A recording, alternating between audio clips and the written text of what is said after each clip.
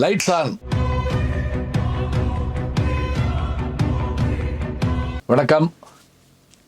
திங்கள் வந்துட்டாலே நம்ம முகத்தில் அப்படியே பிரகாசம் வந்துடுதுங்க. என்ன காரணம் அப்படின்னா, இந்த நாளில், இந்த வாரத்தில், இந்த மாதத்தில், இந்த வருஷத்தில் நாம் என்ன சாதிக்க போகிறோம், சாதிப்பதற்கு நமக்கு எத்தகைய திறன் வேண்டும்.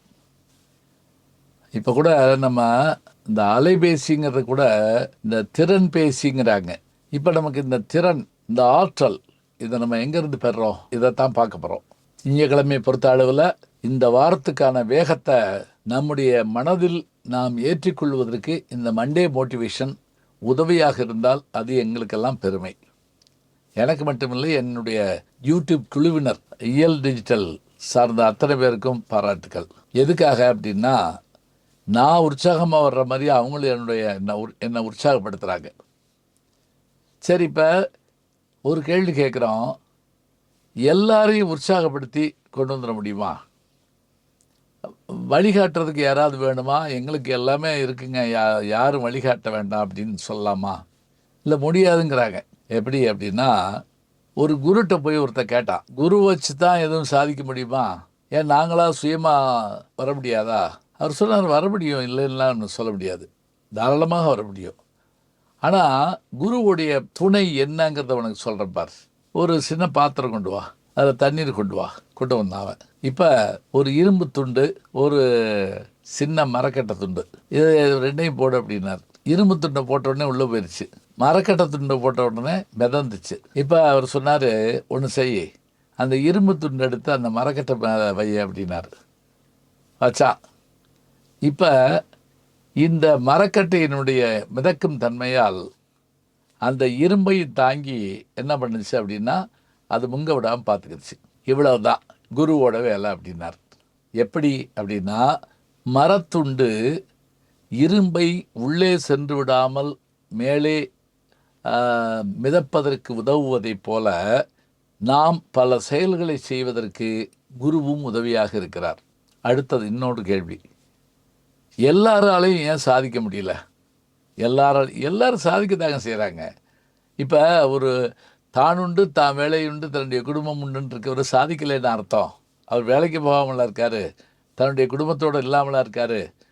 இன்னும் சொல்ல போனால், யாருக்கும் தொந்தரவு இல்லாமல் இருந்தாலே அதுவே பெரிய சிறப்பு. ஆனால் அவங்களை இழுக்கிறது அவ்வளவு இல்லை, சுலபம் இல்லை. உதாரணமாக, இரும்பு துண்டை மட்டும்தான் காந்தமாக்க முடியுமே தவிர மற்றதை காந்தமாக்க முடியாது. அதாவது ஒரு இரும்பு துண்டை அதை சுற்றி காந்த இதுகள் போயிட்டே இருந்தால் அந்த இரும்பும் என்னாகும்னா காந்தமாக மாறிடும். அதுபோல் காந்தமாவதற்குரிய தன்மை இரும்பு துண்டுக்கு இருப்பது போல நமக்கும் சில ஆற்றல் இருந்தால்தான் ஈர்க்க முடியும். நம்முடைய சாதனைங்கிறது எப்படி இருக்கணும்? பெரிய பணம் சம்பாதிப்பது நம்பர் 1. உலகத்தாருக்கெல்லாம் பயன்படுற மாதிரி எதையாவது கண்டுபிடிக்கிறது நம்பர் 2. ஒரே நாளில் புகழ் பெறணுங்க 3. ஒரே நாள்லாம் புகழ் பெற முடியாது, சினிமாவில் தான் வரும். ஆனால் அந்த நான் முதல்ல சொன்னேன் பாருங்க, பணம் சம்பாதிக்கவும் வேணும், அதே நேரத்தில் மற்றவர்களுக்கு பயன்படவும் வேண்டும். இப்போ விஞ்ஞானிகள் 2 வகையை சொல்லுவாங்க. யார் அப்படின்னு கேட்டால், மக்களின் விஞ்ஞானி, விஞ்ஞானிகளின் விஞ்ஞானி. இந்த 2 வகையை வச்சுக்கோங்க. மக்களின் விஞ்ஞானி யார் அப்படின்னு கேட்டால், எல்லாருக்கும் பயன்படுற பொருளை கண்டுபிடிச்சவர் தான் மக்களின் விஞ்ஞானி. அதுக்கான காப்புரிமையெல்லாம் அவர் வாங்கிடுவார், அது வேறு விஷயம். விஞ்ஞானிகளின் விஞ்ஞானினா யாருன்னா, ஐன்ஸ்டீனுடைய கோட்பாடுங்கிற விஷயத்தை எல்லாராலையும் உள்வாங்க முடியாது.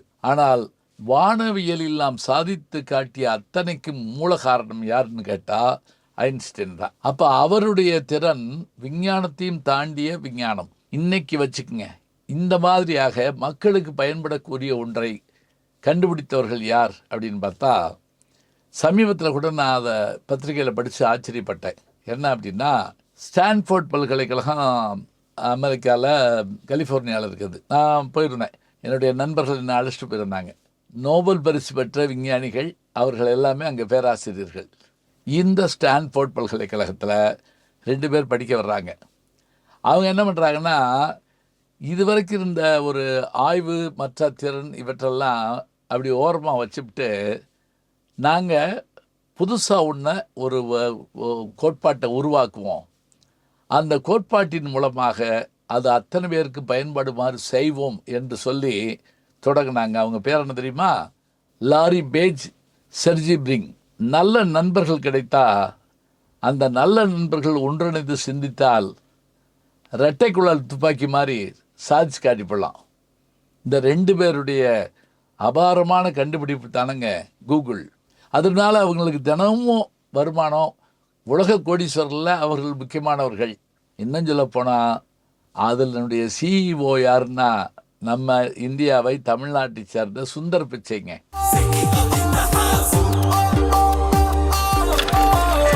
இந்த அளவுக்கு இவர்களுடைய ஒரு பக்கம் பொருள் இவர்களுக்கு சேர்கிறது, மறுபக்கம் இவர்களுக்கான புகழ் சேர்கிறது.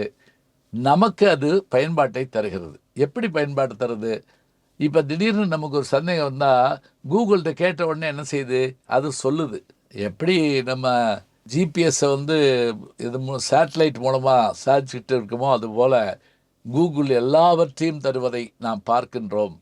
அப்படி தருமாறு தயாரித்த அந்த 2 நண்பர்கள், அவர்களுடைய செல்வச் செழிப்பும் அவர்கள் உலகுக்கு தந்த கொடையும் இந்த நூற்றாண்டு மறக்க முடியாதது. எனவே நாம் இப்படிப்பட்ட சிந்தனைகளுக்காக நம்மை தயாரித்து கொள்வோம். எனக்கு வேலை கிடைச்சா போதுங்க 1, நான் 10 பேர்த்துக்கு வேலை கொடுப்பேங்க 2, நான் ஒன்று கண்டுபிடிச்சிருக்கேன், அதை வச்சுட்டு எத்தனையோ பேர் எத்தனையோ விஷயங்களை சாதிச்சு காட்ட முடியுங்க 3. இப்படி எல்லாவற்றிலும் நம்முடைய மனதை செலுத்தினால் நம்மால் சாதித்து காட்ட முடியும். சாதனைகள் செய்வதில்லை நம்முடைய வேலை. ஆனாலும் சாதிக்க வேலை வரும்போது அதை விட்டுவிடக்கூடாது. சந்தர்ப்பம் கிடைக்கும்போது அதை பயன்படுத்த தெரிந்தவன் தான் புத்திசாலி. நல்ல செய்திகளை நாளும் சிந்திப்போம். நாளை சந்திப்போம். நாளும் நல்ல தமிழ் கேட்க முனைவர் ஞானசம்பந்தம் அவர்களின் கேளுங்கள். கண்டிப்பாக கேளுங்க. நான் கேட்டுட்டு இருக்கேன். நம்முடைய யூடியூப் சேனலை சேர்ந்து Instagram, Facebook, Twitter, blog, WhatsApp channel என்று அத்தனையிலும் நான் முன்தொடர்ந்து செல்கிறேன். நீங்கள் பின்தொடர்ந்து வாருங்கள்.